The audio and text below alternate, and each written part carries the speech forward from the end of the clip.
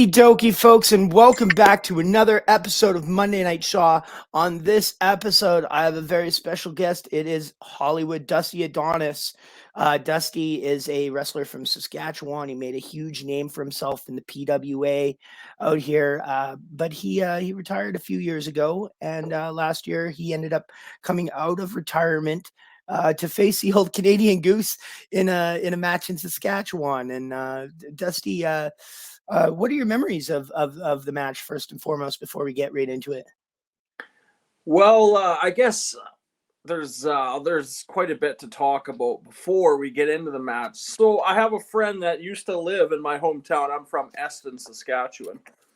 And I have a friend that used to live here, and he moved up to St. Walburg for a job there. And he's on some committees there, and they were trying to have a fundraiser and to raise some money for I think it's for the rink complex, I believe. And every year they have this blueberry festival, and so they thought they'd bring in a wrestling show for this blueberry festival to raise a little money. And so they ended up booking Real Canadian Wrestling, and which is a company I have wrestled multiple matches for in my past. And then, well, they knew that this friend of mine, his name's Pat Toner, they knew that he had a wrestling friend that actually wrestled at one time. So they asked him, and he asked me to be on the show, and I hummed and hawed, and I thought, yeah, I could probably do something. I was in pretty good shape last summer, so I was like, yeah, I think I can do this. Mm-hmm. Right on. I remember I was just booked for some random show in Saskatchewan. I had no idea who was wrestling. I legitimately showed up at the show, and they said, "Oh, Nate's not coming," because you were scheduled to wrestle Nate Nixon one-on-one in a match that was like advertised and everything. And then life happens. Nate wasn't able to make it, and they drafted me in, which is almost like you're now wrestling somebody that's the complete opposite of who you were originally set to face. You couldn't be more opposite about your two styles of wrestling. But yeah, I was supposed to wrestle Nasty Nate Nixon because I had told Squiggy, like, who is there to wrestle? And I said, I don't know, I was on a real big Japanese kick last summer of like hard hitting stiff matches, and I said, I want to wrestle somebody who's hard hitting and stiff. And he said, well, how about this Nasty Nate Nixon? Yeah, I'd say that describes him pretty well. And I was like, well, I'd never heard of the guy. So then I went on YouTube and I watched every one of his matches I could find. And I was ready to go into a match with him and have a real fight, real knockdown, drag out match with him. And then I got to the arena and I hadn't wrestled in a year. Or I didn't even know the last time I wrestled before that match. I guess it was against Crow. Yeah, it was. I guess it would have been less than a year. It would have been the previous November, because this match that you and I had was last August. So yeah. Anyways, I got to the arena. I was focused and everything, and sure enough, there was no Nasty Nate. And then I looked around. They said, "Who is there to wrestle?" And then they said, "The Canada Goose." And you know what? And I was the Canada Goose.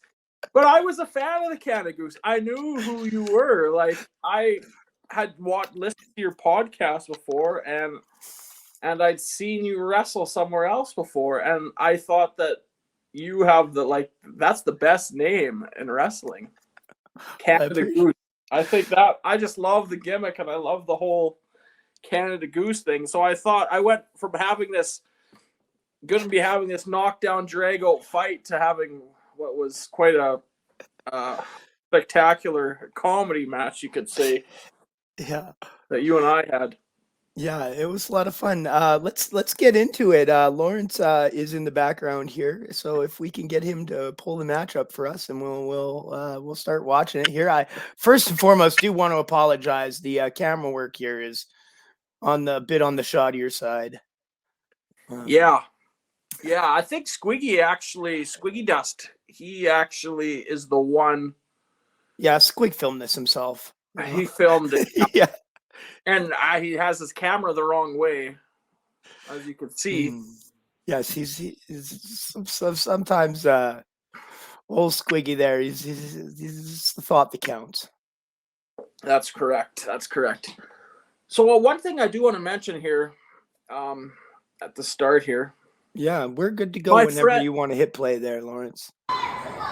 If you can just like maybe take the volume down a bit so we can still talk to each other. Well, not all the way. There we go. Yeah. Yeah, so like there was a fairly like this is a pretty good crowd. oh yeah, there was a big crowd. I don't know how many. And the one thing I do remember is that they were on. They had tables on the one side, and people sat around these tables. Yeah, it was like And had, one of those like had specialty supper. shows or a dinner and a show or whatever. Yeah, that's correct. And you can get I've been out. to a few of those in Saskatchewan. They're a lot of fun.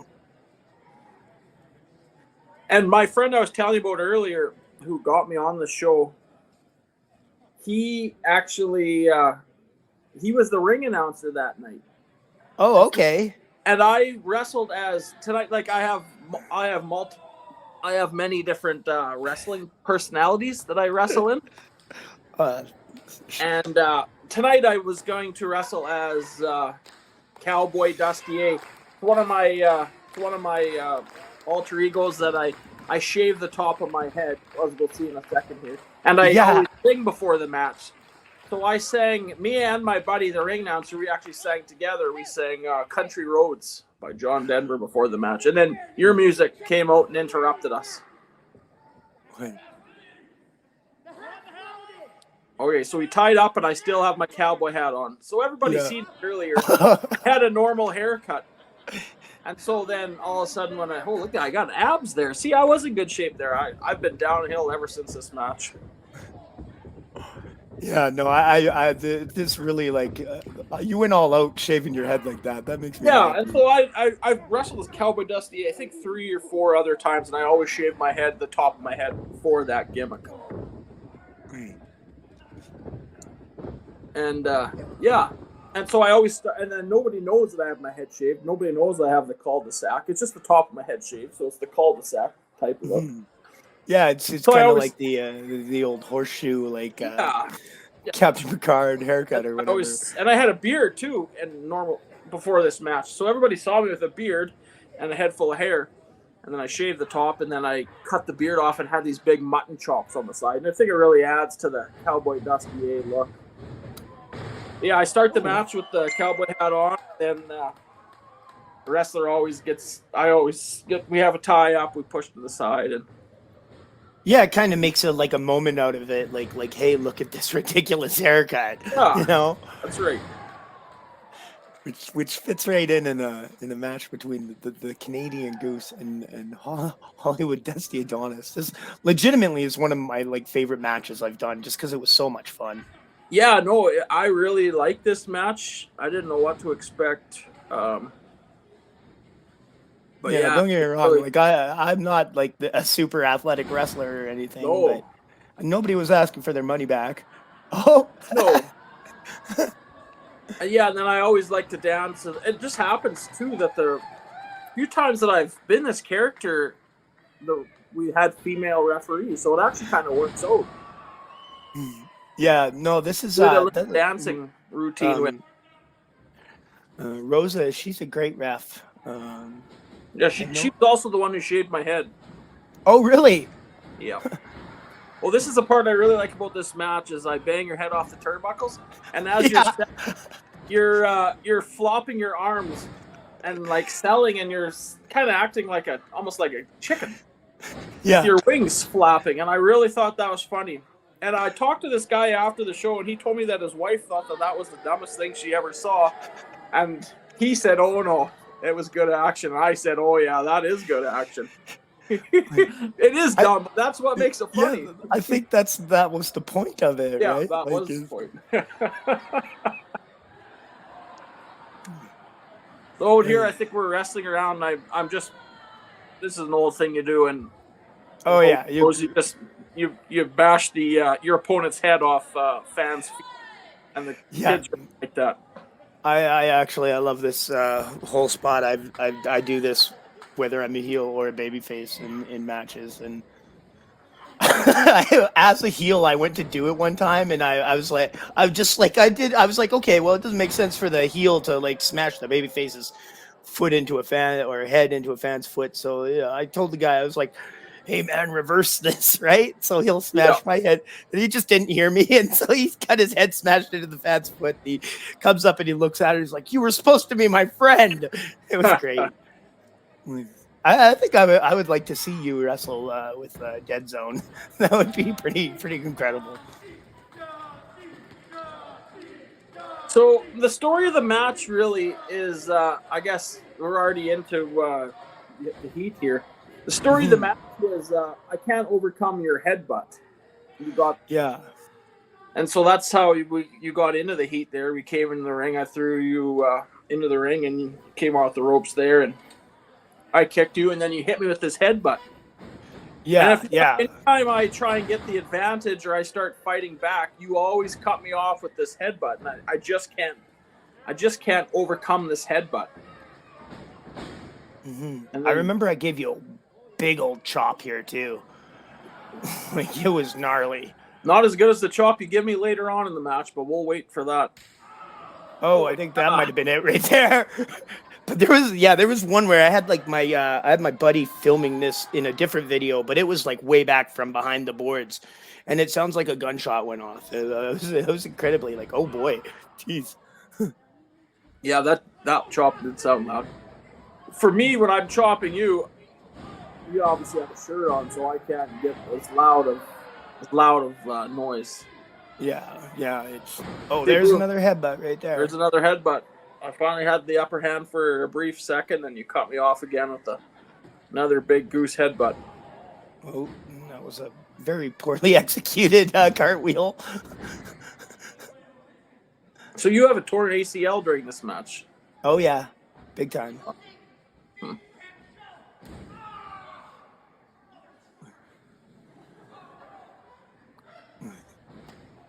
Yeah, I like chopping. It's very likely that when I spoke to you about like putting the match together, I was probably like, "Hey man, just so you know, I don't do any like leapfrogs because like jumping and landing on my feet was what was causing me the most issues." Yeah, for sure. I don't do leapfrogs either. I'm just I'm not sure what happened here. This was our only real blunder of the match. Not really sure what happened. We kind of fell off the train fell off the tracks there for a brief second, but it looks like we got back on it here, and they give me another headbutt. See, I just can't beat that headbutt. I don't have an answer for your headbutt. It just keeps taking me down. One thing I'll say about the crowd here in St. Walburg, they've never had a wrestling show in St. Walburg. So a lot of these are virgin fans that have never seen wrestling, So they don't really even know how to react to it. A lot of them, I don't even think, watch it on TV or have ever been to a wrestling show before. And so they didn't really know how to act. And we're the first match on the show, I should say. So they're a little bit quiet, but by the end of the night, oh my, they all come unglued. And I think half of them are drunk. And everybody just kind of figured out what they're supposed to do. And so they got a lot more into it. Oh, I think you're gonna try and superplex me here, and I think I just headbutted you off the top rope. You did. I think you're gonna go for a flying headbutt if I remember. Yeah, this is my favorite part of this whole match, to be honest with you. The double down. Yeah.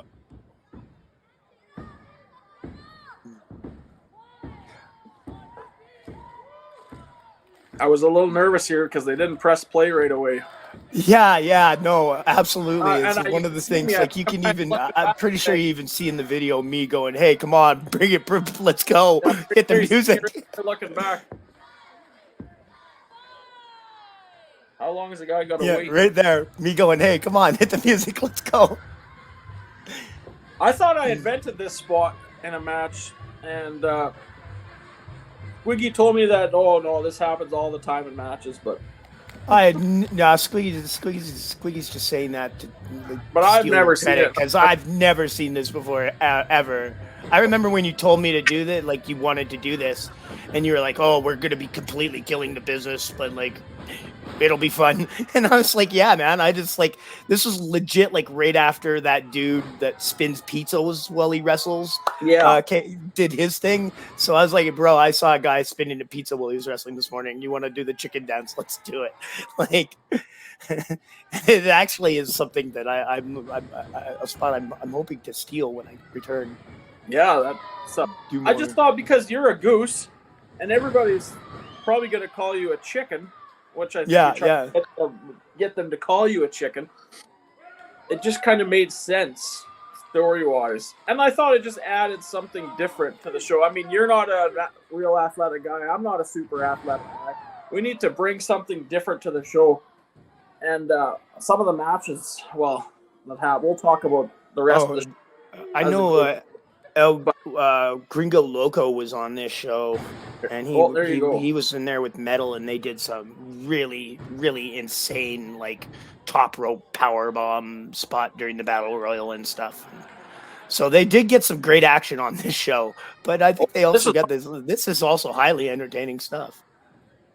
this is probably one of the best shows I've ever wrestled on, to be honest. Crowd reaction wise and quality of wrestling wise.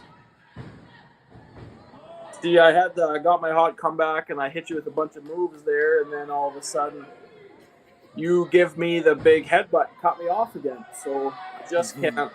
But I'm trying to fire up here and trying to get the crowd into it.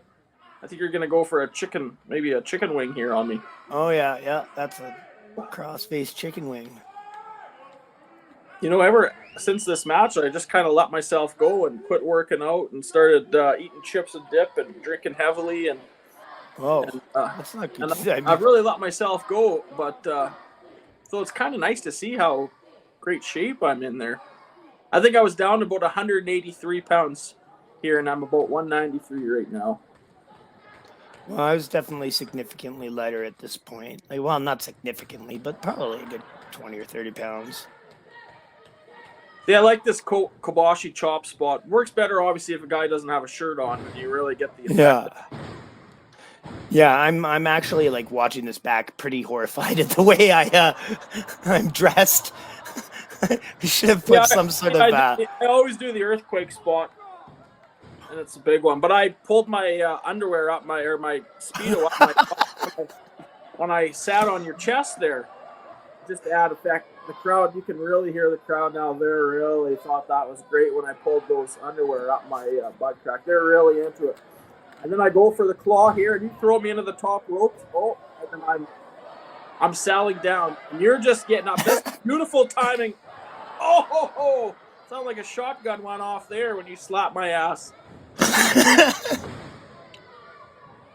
The crowd really got the crowd into it. Oh, I think this might be the end right here. Goes for another Go for your big headbutt. headbutt. Boom. Oh! I hit you with the dusty cutter. I finally had an answer to your headbutt. Wait. And I won 1, 2, 3. I really liked that whole spot. I definitely used that sequence again in other matches with guys that do RKOs. Oh, really? You've used it since? Oh yeah, yeah. I think I might have even used it like a couple days later in Lloyd Minister or something. I was wrestling a dude that does RKOs. Oh yeah, I'll duck a clothesline and give me RKO, and just because I thought it came across looking really good. That was really smooth. That was really smooth. And the whole match, you hit me with 8 or 9 headbutts, and finally at the end there, I was able to duck one, and you go, and I hit you with a dusty cutter, and it was a beautiful finish. And the crowd, they knew it was the finish too. I think there's enough of them know a little bit enough about wrestling to know that was probably the end, and sure enough, it was. And that was a good match. Did you tell me what your thoughts of that match after? Like I say, I just remember having a whole lot of fun, and like I mean, I know that's not like a lot of people in wrestling are be like, oh well, that's kind of irregardless of the point or whatever. Like you're out there to make money and it's a business, and I'm sorry. I do wrestling because it's fun, you know. Like I'm 40 years old and I'm autistic. The WWE is not going to be coming knocking on my door anytime soon, so I'm going to have a good time doing what I do, you know. Yeah, for sure. I remember thinking, I think this match, like if I was in PWA and I had this match, I think it could be in front of 300 fans. I think it would be a pretty popular match. I think it would get over on a good PWA show in front Yeah, of real wrestling fans. I think it would have been a pretty good match. Now this was a hard match, like I said, because this was the first match and people didn't know what to expect, so the crowd wasn't into it as much. But we did get them in at the end, and I just want to say that every match built on this show, and there was a couple, like you said, Gringo Loco wrestled Heavy Metal. They didn't wrestle. It was Heavy Metal wrestled Ava Lawless. right, right. But they were in that battle royal together, and they Yeah, did some yeah, sort of in the insane. Blueberry Bash. Yes, they were. Yeah, But that match between Heavy Metal and Ava Lawless, that really got the crowd into it. And I mean, they went through a table and they were fighting on the tables. And Heavy Metal did such a good job of being a heel, and people really got behind Ava. And yeah. that was a special match. And then there was another tag team match on that show that was really good too. That those guys from who wrestle for Defy, that tag team. Right. The state of emergency. Yes, they were on it. They had a great Sebastian Wolf. two guys. I don't even know if we're normally tag team partners. Anyway, Yeah. I can't remember who they faced, but the odds are it was it might have been from Saskatoon. okay. Really, Yeah. really good match. And then Jack Pride wrestled a match on the show too. I remember. Okay. Did he wrestle a big fella? Yeah, a bigger guy from Saskatoon too. Yeah. Okay. Skipper, right? I think. Yeah, Tyler Skipper, maybe. And I'm pretty sure that's his. Yeah, his what's his wrestling name is Summers. His last name is Summers. I can't remember what his first name is, but yeah. Tyler Skipper's a good dude. I had him on the podcast once. Oh yeah. And then Gringo Loco wrestled. I can't remember that guy's name. He dated the referee. It was a good was it Dre? Yeah, Draco. Yeah. Draco. The hillbilly hound dog. Okay, yeah. That was a good match too. Really good. They went in their match. They went to the bar and did tequila shots. Oh, really? Because the bars around that in our match. Like, yeah, we should have. I'll oftentimes when I'm doing the 50-50 just be like, and remember, for like when I'm announcing, when we do the 50-50 draw, I'll be like, remember, folks, the winner of the 50-50, it's tradition that you buy the ring announcer a beer. A lot of times they do. Well, you're the ring announcer now? Yeah, while I'm injured, I do some ring announcing. I mean, Squig doesn't use me on RCW and LPW and Wild Rose Sports Association. Oh wow! Have all used me recently. Squig has another guy that does it for him. So that guy does it sometimes, and then when he's not available, they seem to call me. So did Squig and that Draco have a falling out? I don't know. It wouldn't surprise me. I mean, you've met both of them, right? They're interesting personalities. Wouldn't surprise me, but I have no comment. Like I don't have any locker room dirt for you on the status of Draco and Squig. And then so I remember the heavy metal match, the tag team match are really good. And then I remember in the back with Gringo Loco, he was saying, what am I going to do to make my match even more exciting than all these other matches? Because they just kept building and building and building. So he was looking for a ladder. So we were in the maintenance room looking for ladders and looking for something to make his match crazy. And he never ended up using ladder, and they had a really good match. But then we took an intermission. The intermission was kind of long. But when we came back, we had the Blueberry Bash after. It was because, like I said earlier, this was during the Blueberry Festival in St. Walburg.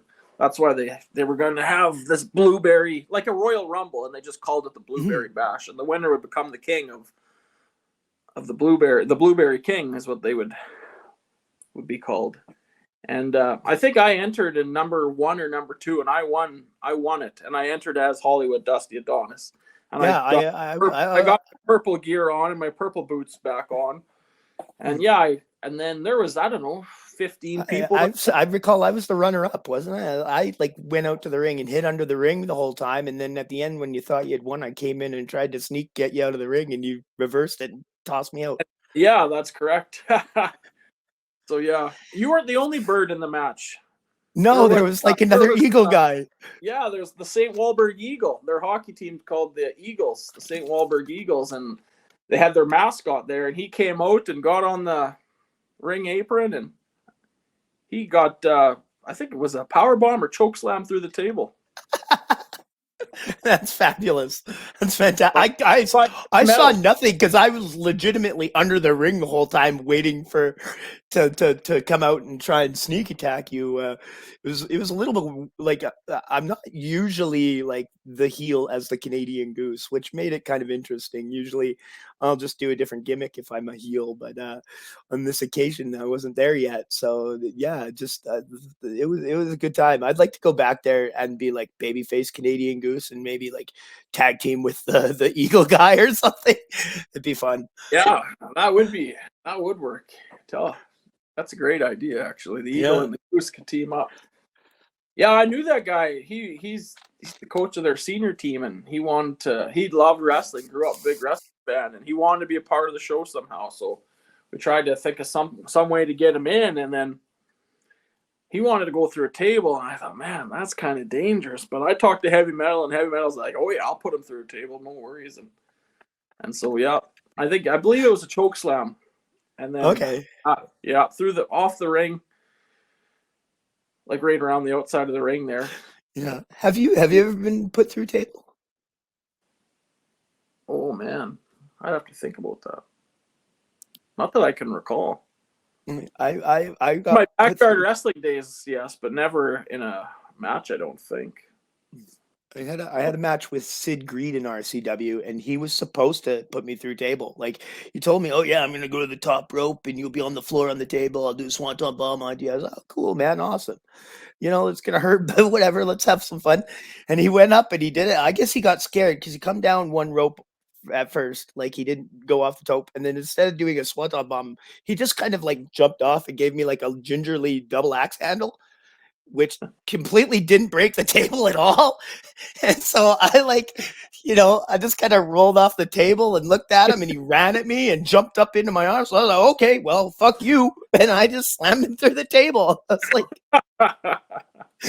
it was a weird situation. Like, I felt bad because it was like he's supposed to be the one that puts me through the table, but it just didn't go well, and it went awry, and I slammed him and just had to figure out, okay, well, now what? Got on the microphone and tried to save it. Oh, that's good. So when I ended up winning this Blueberry Bash, they got this crown. I became the Blueberry King, and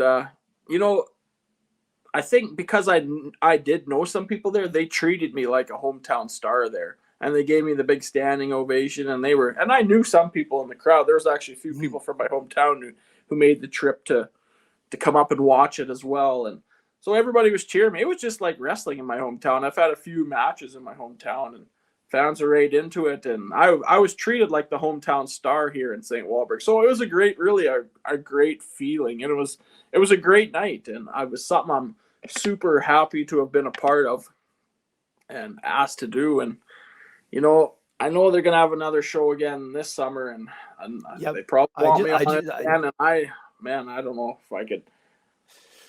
I don't know if I could ever do it justice. It'd be hard to top what we did last summer. Well, I don't know. I feel like we could do like the Canadian Goose, the Screaming Eagle, and Dusty Adonis, and a 6-man tag against some like gnarly heels, and we could have a lot of fun. Yeah, that could work for sure. but I not this year because I am booked on a different night that date because RCW is returning to St. Walburg, Saskatchewan on August the 18th. So if you are in that area, definitely go check it out. The last show was spectacular. It was a hoot. I mean, I'm sure that even if you're not going to be performing on this show, it wouldn't surprise me if they invite you to come down and check it out. oh yeah, yeah. It's hard to show up at a show and not wrestle. That's I'm right. You get the itch. I completely understand that. Yes. I'll tell you what did happen though. I was curling in St. Walburg this winter, and I brought my wrestling gear, and they were having a senior game, and they came out Just in case a match bursts out. Sorry. I came out and I got to drop the puck dressed as the Blueberry King at one of their senior games this winter. So that was kind of cool. Yeah, that's solid. And I mean, like, you're not kidding when you're saying like you were like a town star there. There's this one guy that came to this show in St. Walburg, and I have legitimately seen this dude at other shows, like in Calgary, Edmonton. Like, it seems like he just pops up everywhere just to remind me that I lost to Dusty Adonis in Saskatchewan. Like legit every time. Hey, you lost to Dusty Adonis. Yeah, but what are you doing here? Don't you live in Saskatchewan? Like yeah, literally every time that I see the guy, he's pointing that out to me, and I every time like it's one of those people where you'll notice him coming and be like, oh, okay, here we go. Yeah. Well, that's good. I'm glad I have some followers out there. But yeah, 100%. So, with you being kind of on the fence here, what would it take for them to convince you to don the tights again and jump back in there?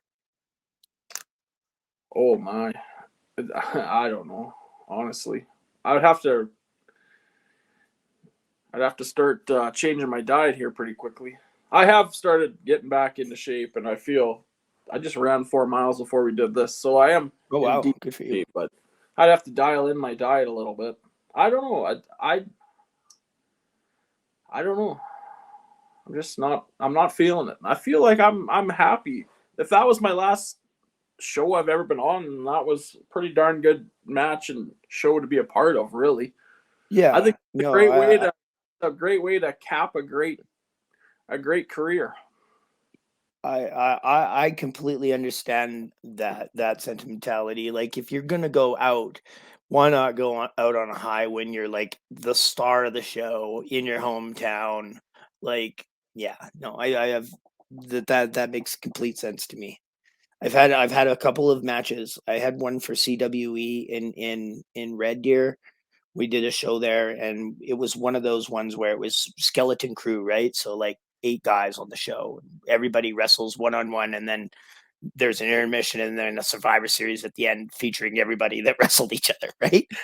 And so Mm-hmm. I wrestled Danny Duggan, and he plastered me with flagpole, American flagpole. I was the Canadian Goose, full baby face, feathers, Canadian flags all over myself and everything. So the fans hated him for that. And then they brought me out at the end, and then we did the Survivor Series match, and I was like cheerleading the whole time, getting the crowd going, and yeah, I ended up being like the final survivor over Danny Duggan and Sean Martins and stuff. And people were still chanting honk honk honk like 10 minutes after the show was over. I was legitimately like getting changed, and I had to come out and be like, "Thank you very much. The show's over. Will you please leave?" Like, yeah, it sure like there's been a couple of times where like I felt like, oh, I was like the main player on the show tonight. Like I was a star of this, and it makes you feel good. Yeah, it's a great feeling. I'm very thankful that I got to be a part of that show, and I'm really thankful to the people of St. Walburg that they treated me like a star and continue to treat me like a star every time I go there. Hmm. I'm What are some?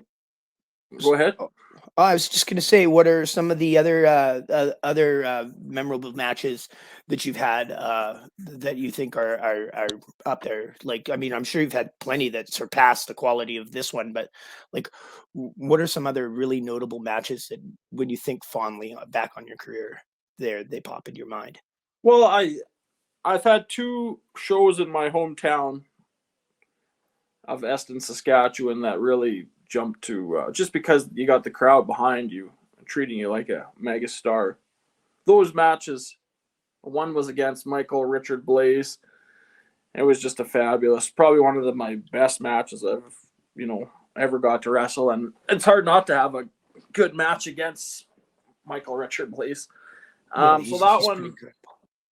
So that one was big, and then that was the second time. The first time we were in my hometown, it was me versus Superfly Dandy Dan, and then that was the match early on. And then which led to the main event. It was me and my partner Michael Avery. We were called the A Team at the time. This was in Stampede Wrestling, and we wrestled Superfly Dandy Dan and his partner. He's in WWE now. Is Jinder Mahal, but he was okay. big Tiger Raj Singh at the time. And I remember them throwing me off the ropes, and I ducked their clothesline and came back and gave them both a double clothesline, and the place erupted. It's probably the loudest pop of the night. One of the loudest pops I've ever heard in a match. That's pretty cool that you got to wrestle with Jinder Mahal. Have you been in the ring with many other guys who've gone on to become famous? I trained with Jinder Mahal and Gamma Singh Jr., who is in Impact Wrestling now. Yeah, that's Raj, right? Yeah, Raj. So they're both Raj. One was Big Raj and one was Junior Raj. And so I trained with both of those guys. So I've wrestled them countless times. They're really both close friends of mine. And I wrestled Jay Lethal. Oh, okay. Actually, I was just gonna say, I bet you if you hit up Jinder Mahal for some dietary and nutritional tips, he'll help you out. That guy is jacked. He is like I don't know if he has any body fat on his body. Like he's sharp. Pretty lean. He's pretty lean. I wrestled Jay Lethal when he was. This was at a PWA Night of Champions show, and like I said, I've done a lot of different characters, and that night I wrestled as Hulk Hogan. Like Hulk Adonis, and I shaved the top of my head so I looked like Hulk Hogan too, and I had my hair bleached blonde. Did he do the black machismo? Was it? He wasn't.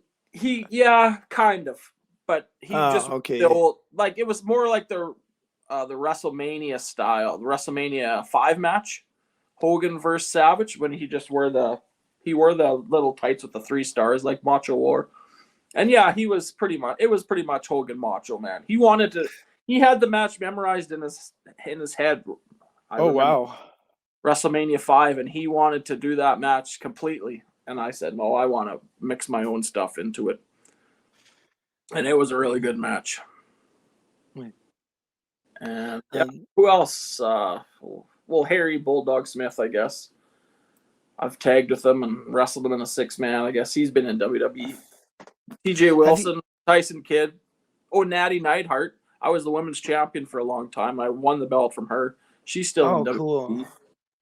Yeah, they seem like really I'd love to talk to Natty Neidhart or TJ Wilson on this podcast. I think they'd be spectacular guests. They're just I'd like to hear all their stories about local people that their stories from back in the day, that people that I know that no one else will. That's the start of hey, what have your interactions with Steven been like, or had any great matches with Viking Lord Vince Austin? Yeah. And so have you wrestled Vince Austin? Yeah. No, I haven't. Oh, you're missing out, bro. I think that would be fantastic. You the Viking guy and the cowboy guy against each other. It would be crazy. Is he a good wrestler? I think Vince Austin is fantastic. He's much more character driven and stuff. He's not out there to do a bunch of crazy high flying stuff and whatnot. He's all about the story of the match and whatnot. So he's he's a bit old and he's a bit crazy, but people cheer for him. I mean, I've never been injured by him or anything. I always have a tremendous amount of fun wrestling with Vince Austin, and I think he has some of the best promos in Alberta, and I think that he's very passionate about that.